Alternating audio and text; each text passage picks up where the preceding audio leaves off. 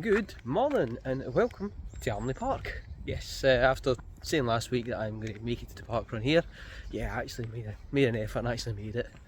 So yeah, all set for Armley Parkrun today. It's the first time I was looking at the stats, and the last time I was at Armley Park was in 2019. So it's been a while, and the course has changed since then. So yeah, it's going to be interesting. Like I think I said last week, they've moved a lot of the course about. There was some work done in the park, so I don't actually know where the start line is now. I can see the finish funnel, but I have no idea where the start line is. It used to be reasonably near here, and I'm running a little bit late, so I think I've missed the first timing briefing, which is not great, but yeah, I just need to try and figure out where to start.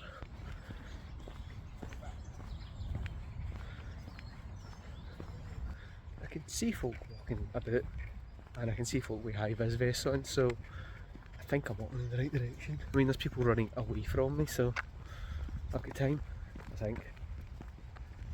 Yeah, it's 8:51. I think I'm in the right lines. From what I remember of the old version of Armley Parkrun, it was pretty flat. It was like 3 laps round the park. I want to say about 2/3 of it used to be on grass round the field, and there was like a slight slope kind of up one bit, but it was very, very flat, certainly flat for quite a Leeds one.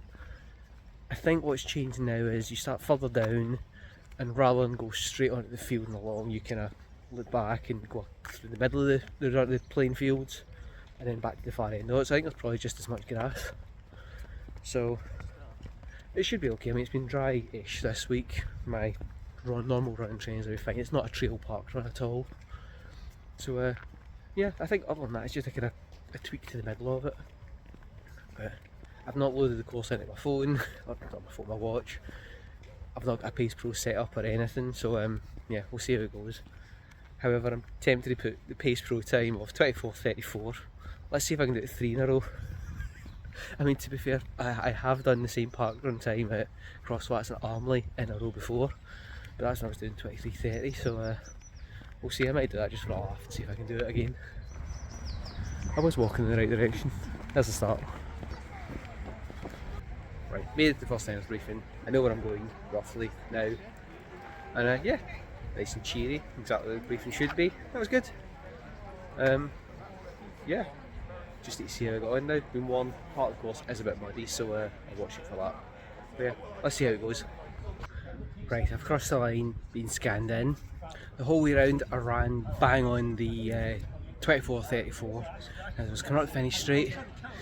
My time on my watch was showing 24:34 as the finish time, so I kind of managed to kind of keep the pace going, pushing it, and cross the line as my watch said 24:34.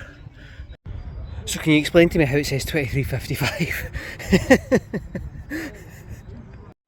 Turns out the GPS wasn't very accurate.